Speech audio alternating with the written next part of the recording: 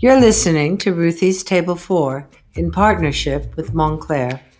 Italy is an interesting place because it was, for so long, these city-states. There was the Vatican, of course, for thousands of years, which was Rome, dominated by the Roman Catholic Church. And then there were, in the north, there was a tremendous influence from German and French food. In Piemonte, you have butter. Then Genoa, they were fishermen, of course, because they was on the sea. Did you know that the Neapolitans make something called pasta alla genovese, which is a Neapolitan dish called pasta alla genovese, and it's made 100% with onions.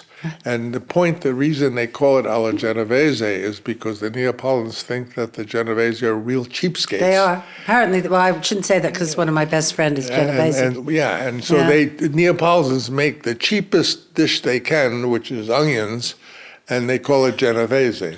And of course, as you know, every region of Italy has a different specialty, certainly its own pasta. So in the south, in Puglia, they have orecchiette, which are the little ear-like pastas. And then in Bologna, they have tortellini or whatever.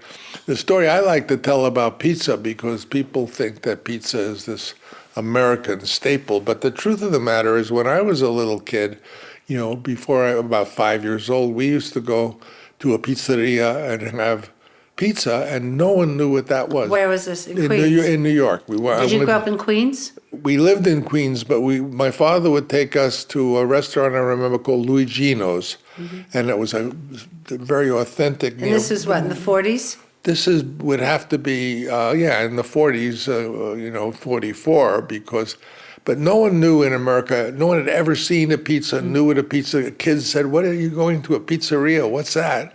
And in fact, I remember for 50 cents, he would even make a little pizza that I would get. And pizza, of course, was a Neapolitan dish, but the American soldiers came up in World War II through North Africa and went right through Naples. So they brought Coca-Cola and they brought back pizza, and they brought pizza back to America, and then 2 years later, pizza was the rare new thing. As a kid, everyone knew what pizza was. And but so what was the food like in the 40s? So you grew up in a family that cooked Italian food, but I think that there's a big difference between Italian food and Italian American food, don't you? Well, none of my family, the region we come from, not my mother's side, that was Naples, but my father's side and my grandfather's side, and he dominated what kind of food his wife would cook.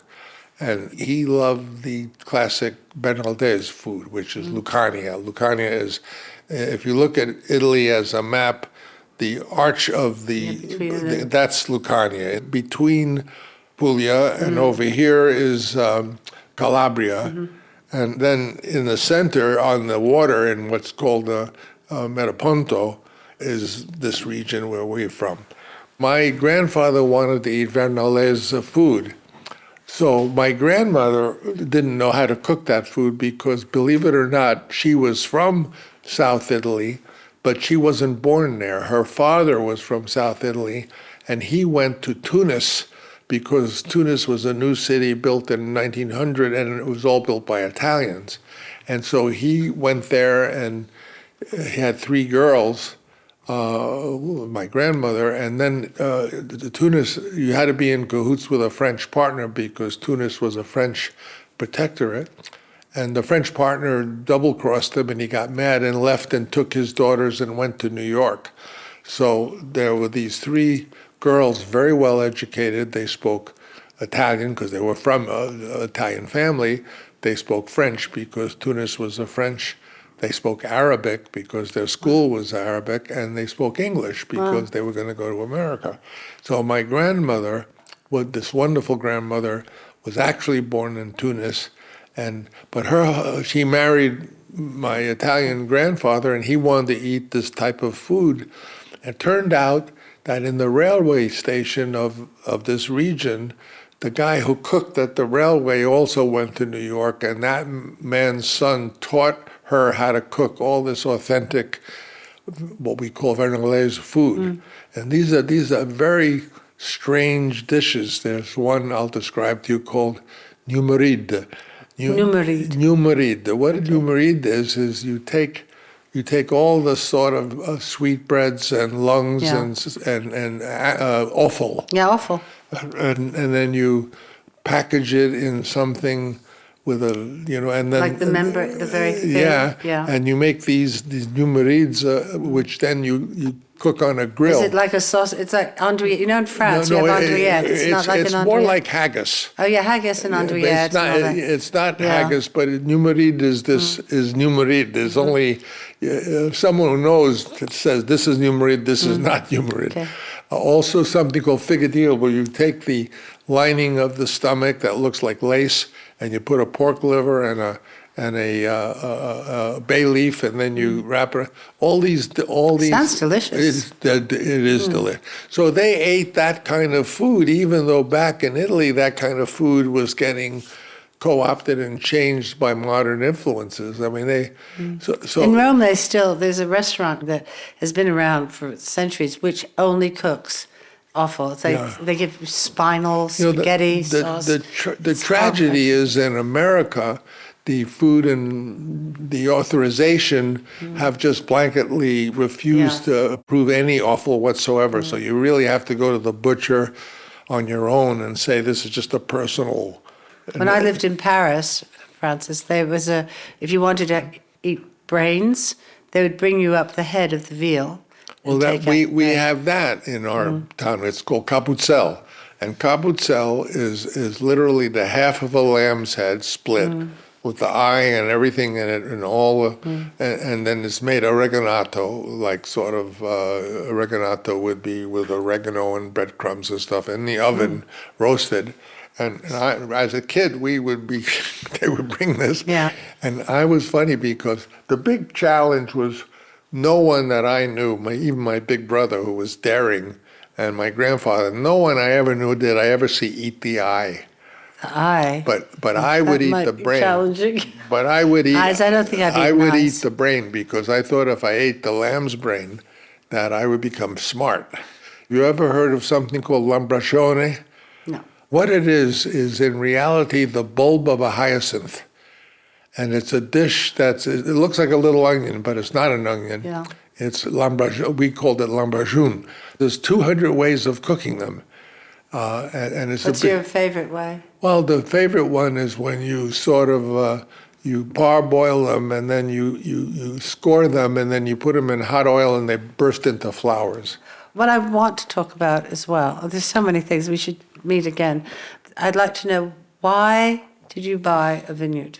You directed all these movies, you did great things. Why would you go and buy a vineyard and start a great vineyard? You want to know why I bought a vineyard? Yeah. Okay, because I'm Italian American, which means I never saw a table that didn't have wine on it. Yet, the United States had prohibition. But there was a rule in prohibition that few people know about, is that wine-drinking families, if you were European or Italian or French or Hungarian or German, you were allowed to buy the grapes. And if you made it in your home, you could make 2 barrels of wine in your own fermenter in your home. So most Italians continued drinking wine during Prohibition, but did so by buying the grapes and making the wine themselves. My grandfather did, but my grandfather had 9 boys and no girls.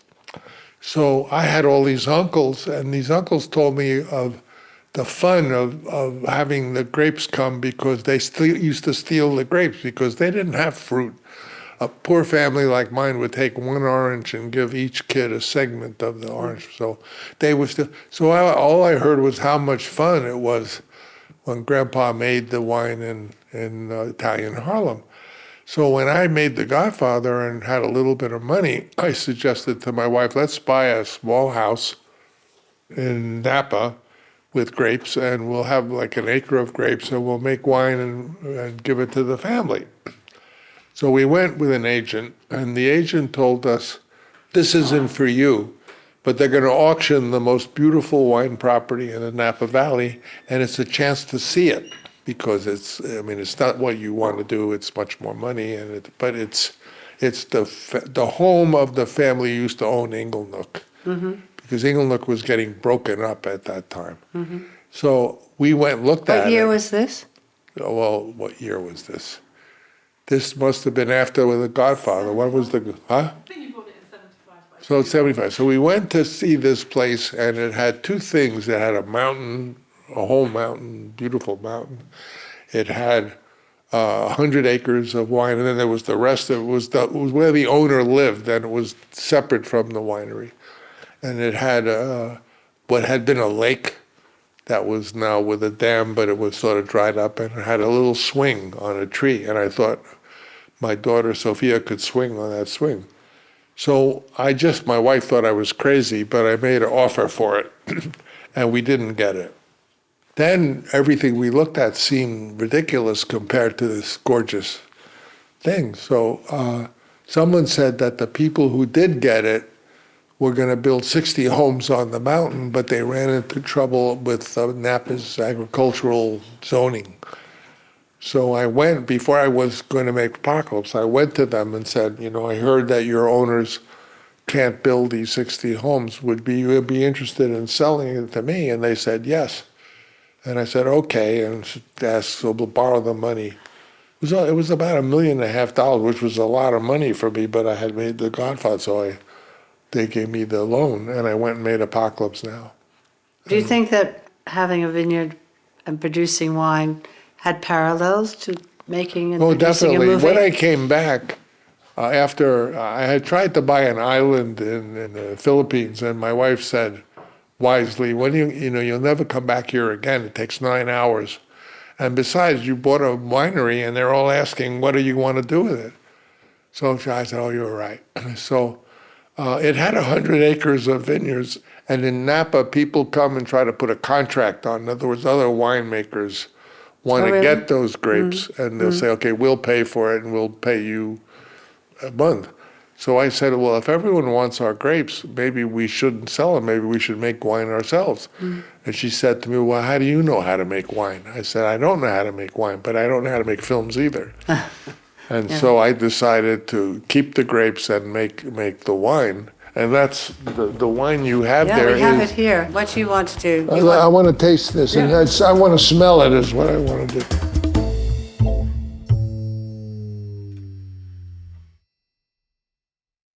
If we wanted to learn about wine, how do people learn about wine? Well, I don't want to ever be one of those guys who talks like that. I know. You don't want it to smell of vanilla. No, and chocolate. I don't want that. I just want to appreciate it so I enjoy it. So this is Oscar, our sommelier. I've got the Inglenook the Rubicon, which is a Cabernet blend. There's some Petit It's Verdot. probably 97% Cabernet, 3% Merlot, or something like that. Smell it. Here, put your nose Oh, in is this it. mine? That's for you. Are you going to have one too? So you look at it, it has a beautiful color. It's this red. What do you smell when you smell? Well, beautiful bouquet. A real wine guy goes, this is my laboratory. You're pointing to your nose. Yeah, this is a classic Bordeaux. Yeah, exactly. Yeah. And new Bordeaux they don't want a lot of alcohol, like less than 14% alcohol. I was going to ask you, what is a classic Bordeaux? So the classic Bordeaux is blending of Cabernet with Merlot and then sometimes some others. So Petit Verdot. This was Cabernet actually Franc. made, the man who makes Chateau Margaux and fantastic. is the Giron of Chateau Margaux is our head of our wine. Oh, fantastic. He does both. But this is a baby. Okay, so this is the The 2019. 2019. Do you think it is too soon to be drinking Oh, it? for sure. For sure. When would you drink it then? In 20 years. In 20 years. Okay, I'll meet you But here. it's good. It's good. Should we just I have a mean, little shake that we'll see you here? 20 years. So what are you drinking now? What year would you be drinking now? 2005. 2005. Let me tell you how to drink it. You Okay. smell it. Yeah, okay, I'm going to smell it. Then when you take it, you put enough of it so your mouth is full, but don't swallow it, and you judge the mouth feel. That's a pleasure. Then slowly you let it go and you see how long the finish is. A good wine, it takes a long time to finish. So this has a nice nose, pretty color. Now the mouth feel.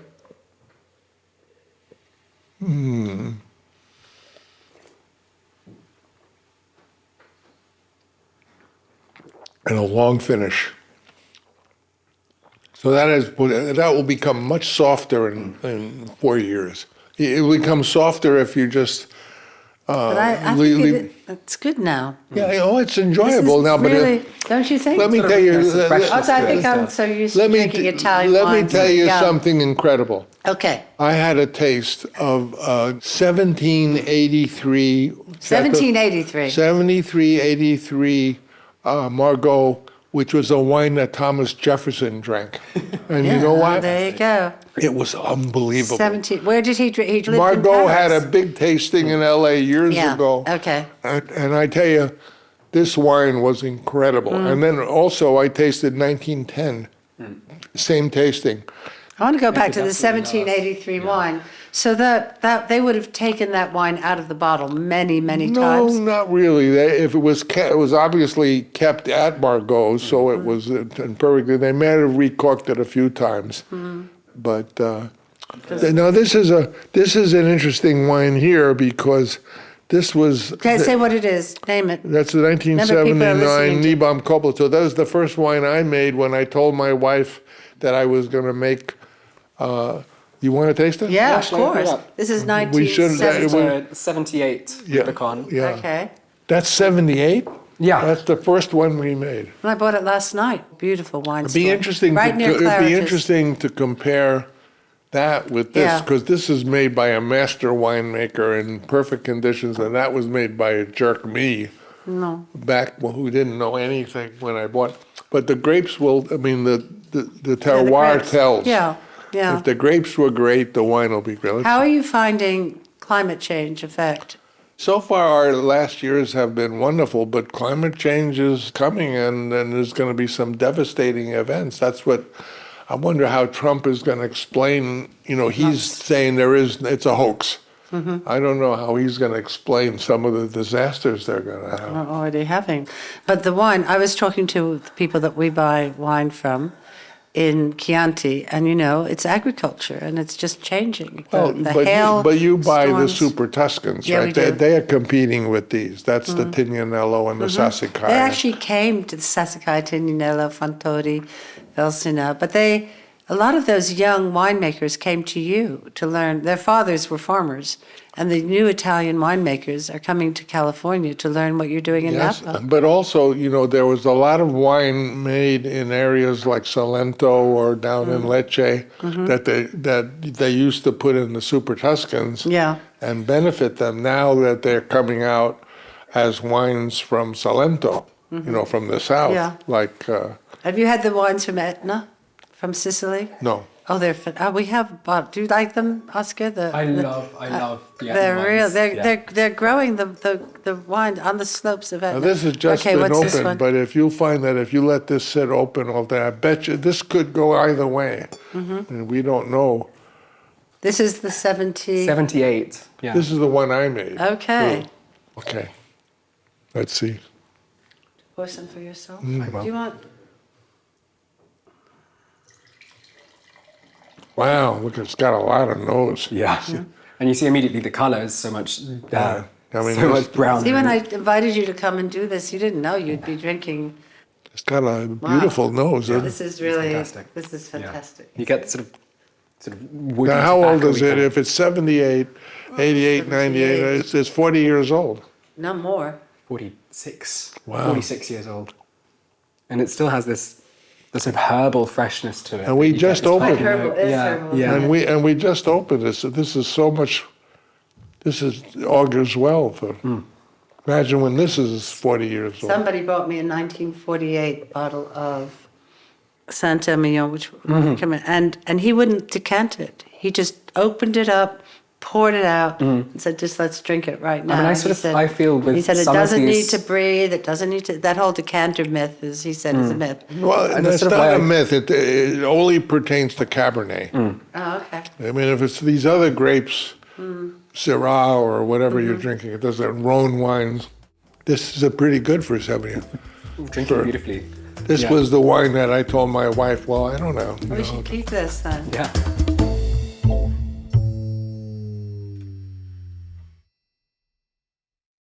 The thing to understand about me and cooking is that I love to eat. That's the most wonderful thing in the world. And I was very poor. So rather than be able to go to a restaurant, or I couldn't afford that. So whenever I wanted to eat something, I would call my mother and say, Mom, how do you make spaghetti with clams? Yeah. And she would tell me how to make spaghetti with clams. And then I developed a technique of every time I loved something, whether it was in a restaurant, or I would always, if I loved it, I would go back and say, how do you make it? So if I went to a Moroccan restaurant and they had a pastilla, you know what a pastilla is? Yeah, of course. I said, how do I make it? And I learned how to make pastilla. With the almonds and the... Yeah. So in other words, over the years, all my favorite dishes I knew how to make. Most of my life, I was much heavier than I am now. But there was a time when Anthony Bourdain visited a palazzo I have in the south of Italy in the region of Basilicata. And it was filmed, and I was... part of it, I was there, my granddaughter was there, and I tell you, I looked like a whale. And I looked at myself in this Anthony Bourdain segment, and all I could see was the enormity of myself. And I said, well, I have got to do something about that. And how long ago was this? This was, about 4 years ago, I guess, five years ago. Maybe, yeah. And he passed away since then. And, my wife was very petite when I married her, and she was through the 60 years of our marriage. And she was always telling me, you got to do something about your weight because, it's a life threat. We all know you don't see many 300-pound, 85-year-old men walking around because they don't survive. Mm. So seeing myself so gigantic, I went to a wonderful place that existed in North Carolina, part of the Duke schools. It was the Duke Fitness Center, and it wasn't really a spa. It wasn't like you go there and get pampered and get massages and stuff. It's more like going to college and taking your major in health, so that you're taking courses in nutrition, in psychology. There's a lot of psychological reasons why you might be obese. Your culture, your family, what your traditional food is of your. In my case, I'm Italian American, so there's a lot of pasta and pizza, and it was a fabulous experience. I was there almost 4 months, and had a very interesting system. Well, you learn a lot about the different food groups and what they contribute and the balance between them. And then you sort of decide what your caloric intake is going to be. You yourself say, well, I'm gonna live on 2,000 calories or 1,800 calories, whatever it is, and you make your own menu a week before, and you say, you see the options, and you make your menu, and then you hand it in. And when you hand it in the next week, when you go for your meals, because you all eat together with the other people in the program, they give you exactly what you had specified. And you can't say, well, give me a little bit more of that or a little of this. And instead, you can't fudge with it. You did it, and you have to stick to it. And so you become accustomed to what you have decided is the sensible, and you have advice. I mean, you have a balance of elements. And basically, you start, at first you lose a lot of weight because most of it's water.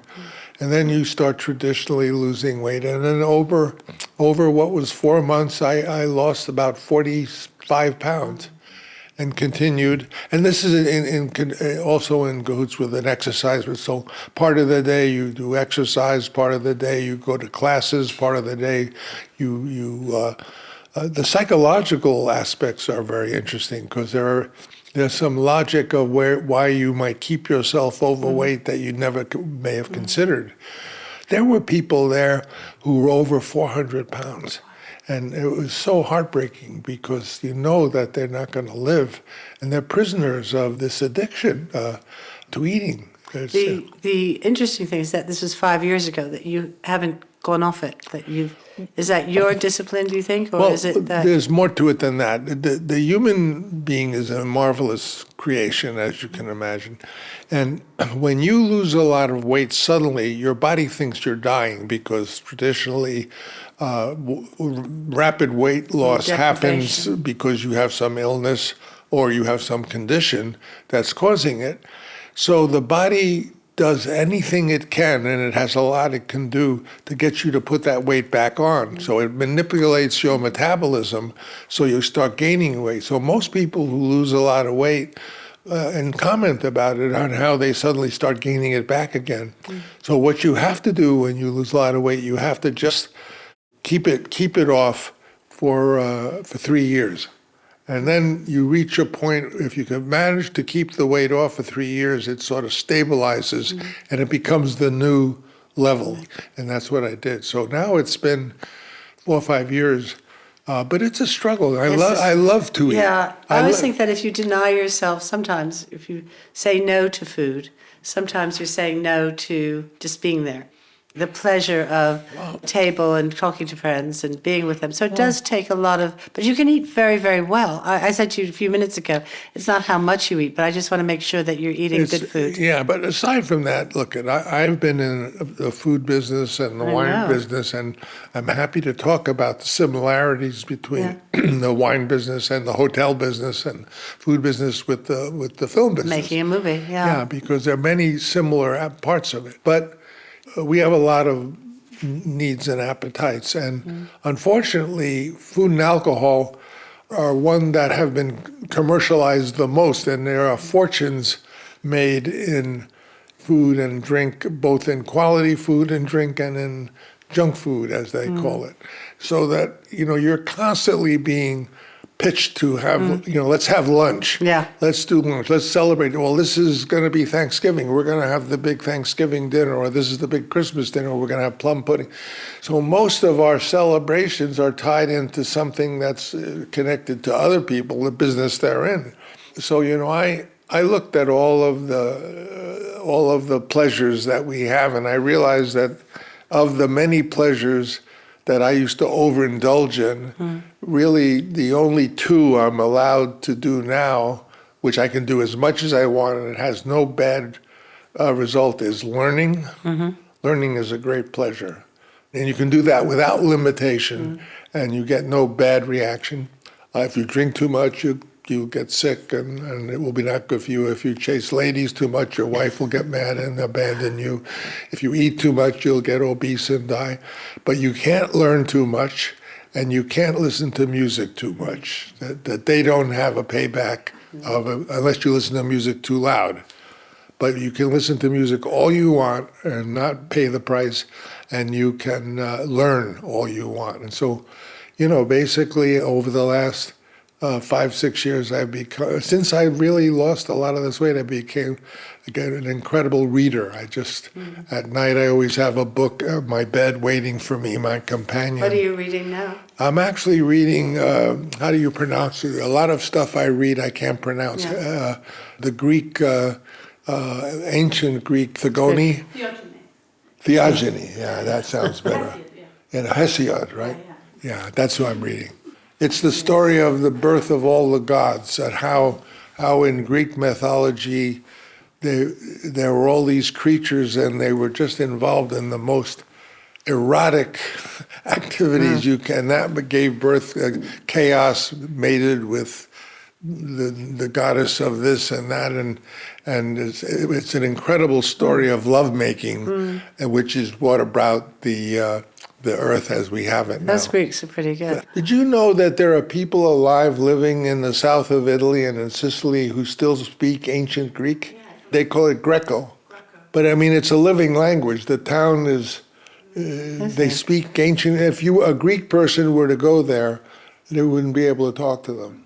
Wow. Isn't that amazing? I mean, that must be quite a small... No, there are whole little communities throughout the south. It's called Magna Graecia, because Greece, when it sent its colonies to the south of Italy, they didn't come back. They stayed.